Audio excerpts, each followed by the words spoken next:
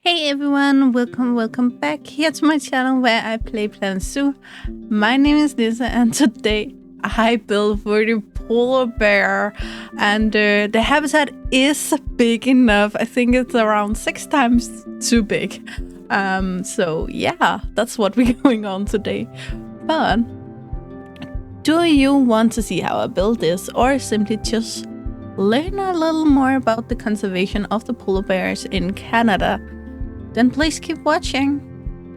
There's one thing that I actually never been thinking about in any of my future life projects, and that is the simple fact: who built these future life projects? I know that I am, but more like story-wise, where are we? What's happening? Why is this a thing? And that's because there's not only one way of helping animals. Some places it will be very easy with local government setting rules and that will simply be enough, but otherwise it can be animal activist groups, it can be different kind of non-profit organizations, it can be all kinds of things. Therefore today we're going to talk about not only one but two stories. I know I have to speak fast to get through it all, and I will have to skip a few things, so again, links will be below if you want to read more about it. Canada as a country started their work back in 1973 with signing a legally binding treaty with other countries that house polar bears. And this is a little iffy because I'm Danish, so I know something here. But they signed this treaty with Union of Soviet Socialist Republics, which is now Russia, Norway, United States, and then of course Canada, but also Greenland, and then it says in parentheses Denmark. This is because Greenland is kind of their own country, but their government functions over or under Danish government, and they are not allowed to do certain things on their own. So here it kind of looks like it is the Danish government that have signed and not their own, for me, which can give issues if Greenland are becoming their own country over time, which it kind of looks like it's going to do. So that may change this treaty.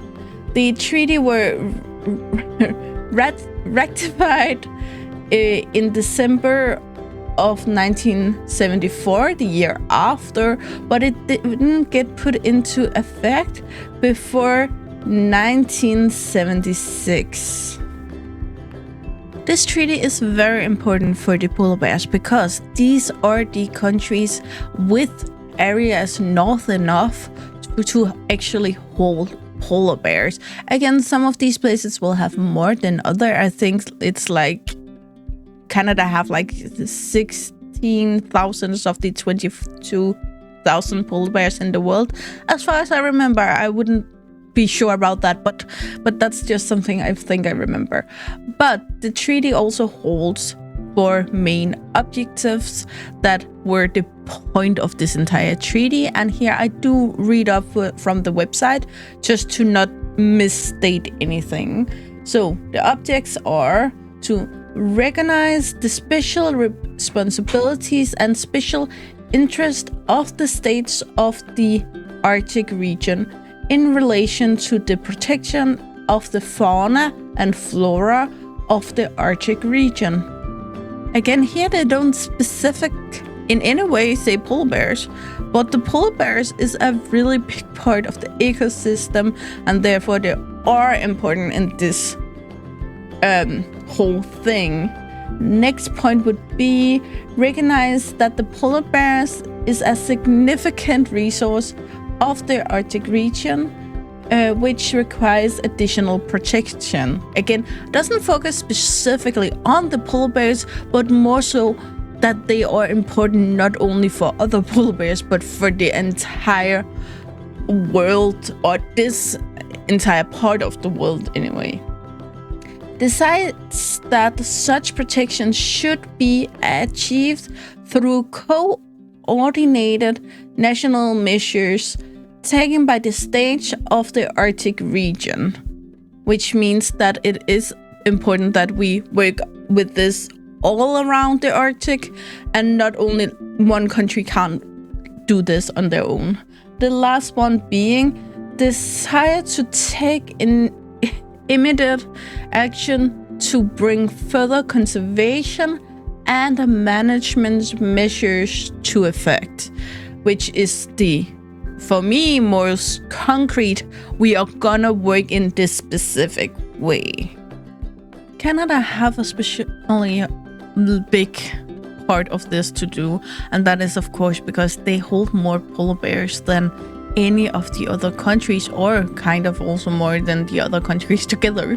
So they of course have a big responsibility there, but at the same time we have they have indigenous people living in these areas far up in Canada.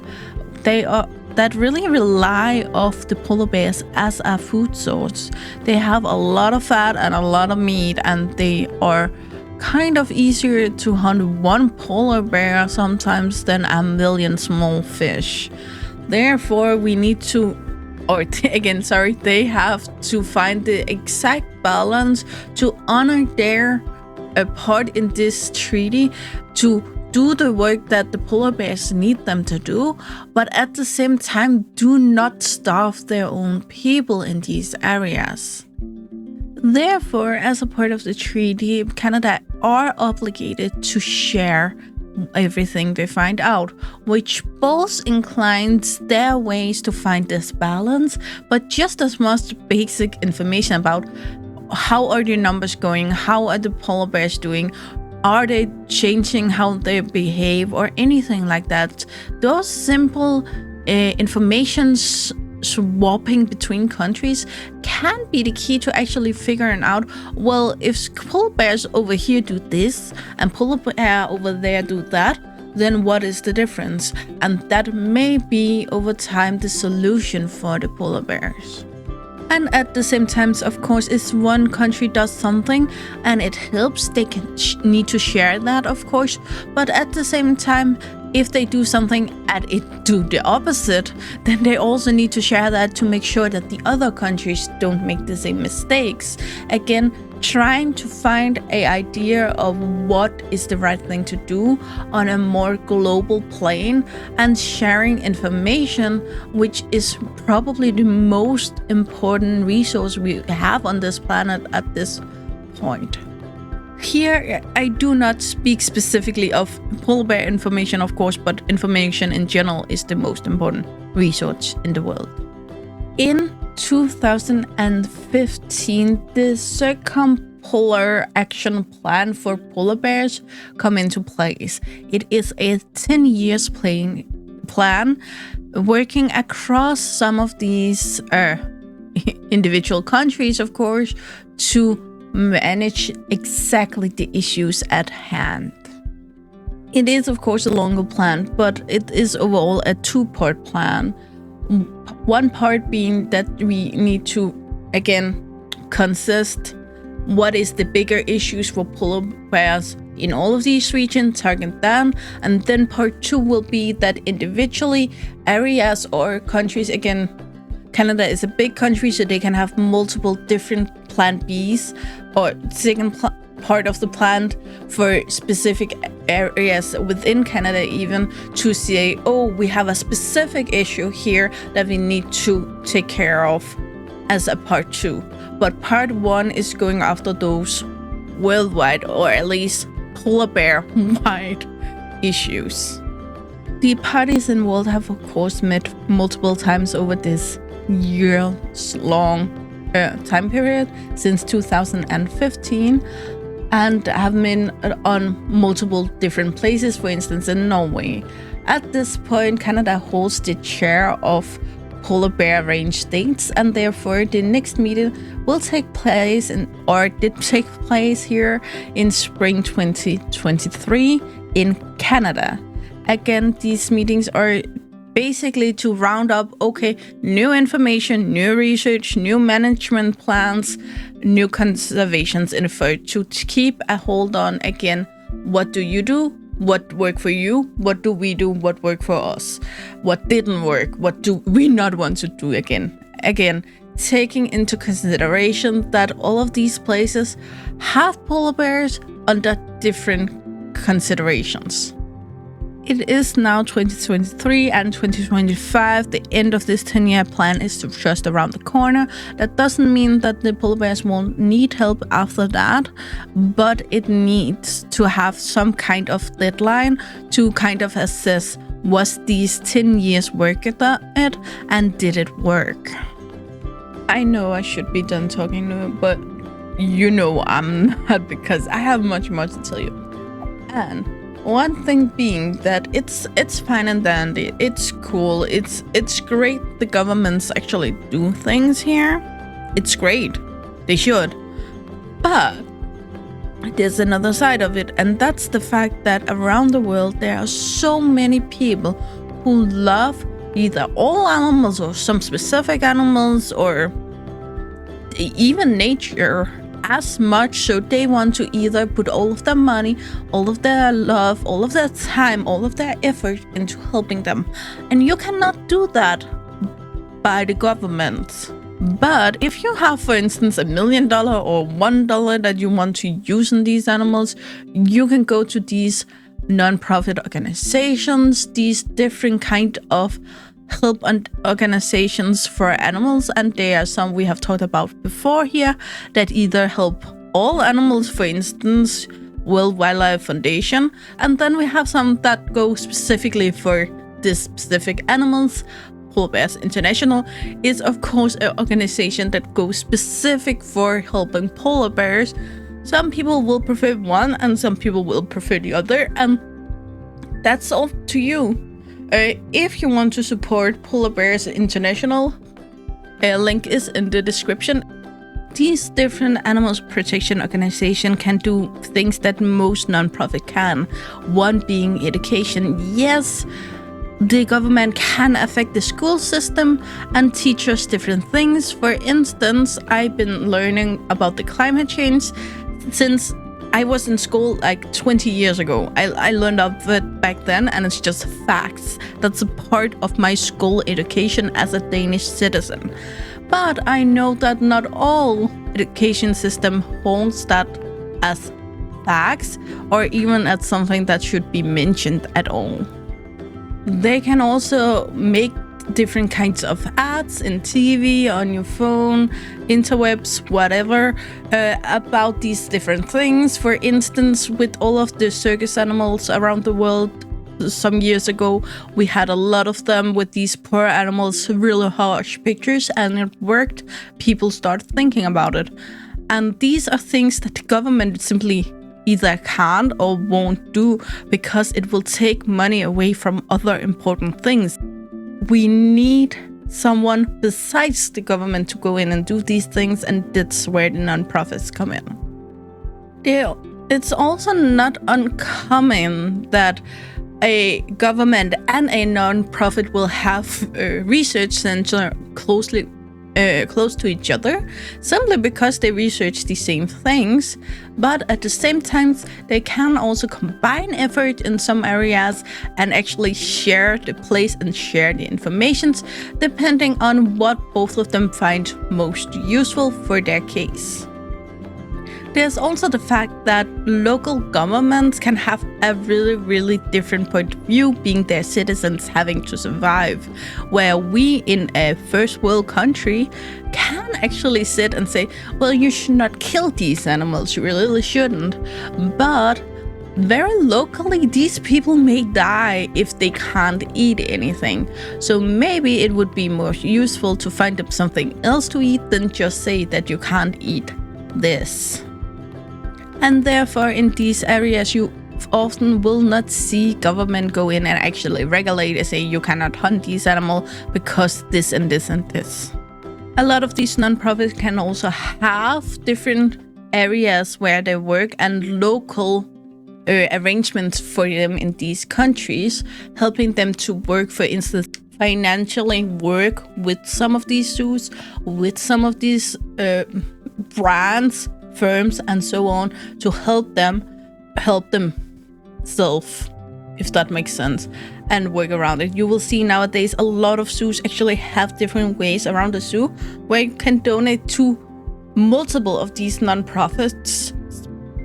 Anyway, on Polar Bear International's website, they have stated some conservation concerns for the polar bear, and I'm gonna just list them if you want to read about them. Again, the website is linked below, and furthermore, so a lot of these I have talked about before on my channel. I just feel like I have been talking way too long already. So we of course have the climate change. Then we have commercial activity. Yes, there is commercial activity in the Arctic region, and it can be all kinds of things. It can be simply people wanting to crush the ice of Greenland. It can be people wanting to get a nice getaway, go skiing, something like that, whatever. It is a concern because it stresses the animals. It's noisy. Yes, when you are on holiday, you are most likely a little more noisy than you are every other day of the year. This especially hurt the dens of the polar bears if they have a den close by, especially with cubs in there. It can disturb them a whole lot. Then we have the conflicts and encounters, and it's not uncommon that we even here in Denmark hear about polar bears just walking into a Greenland city just to find, sometimes to eat their trash, sometimes it's just they just gonna go through it. If they just go through it, it's okay, you can just stay inside till it's gone. But if they find the food source there and it's easier to go on a hunt, then it can become a really big hassle. We also of course have the pollution going on, diseases. Again, it is a carnivore and it is a bear. Bears are actually quite close related to wolf and wolf-like animals, and therefore these dogs that are a lot of living outside in these cities far up north actually can have diseases spreading between dog and bear, which is not ideal at all. Then we have over-harvesting. People fishing too much, pretty much. And that's pretty much the end of that. But if you ask me, that list was way too long. And again, some of these make sense for the government to go into, for instance, overfishing. Would be easy to come to the end at with regulation and fishing quotas. But again, if that's the only source of food and income a household have, then it's really hard for the individual to being hit by one of these regulations, where other things, for instance, such as commercial activity and conflict and encounters, maybe will be better for a non-profit to go into. For example, by information people hosting these big commercial activity about how they can do it better without disturbing the animals as much, and even go into, okay, can we make local plans? If the bear gets this close, what do we do? If it gets this close, what do we do?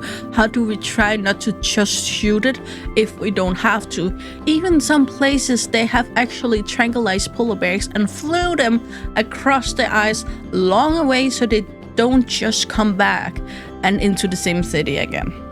It is extremely expensive and extremely dangerous for everyone involved, but the fact is to save the life of the polar bear and probably multiple humans around the area. Okay guys, that's all we got for you today.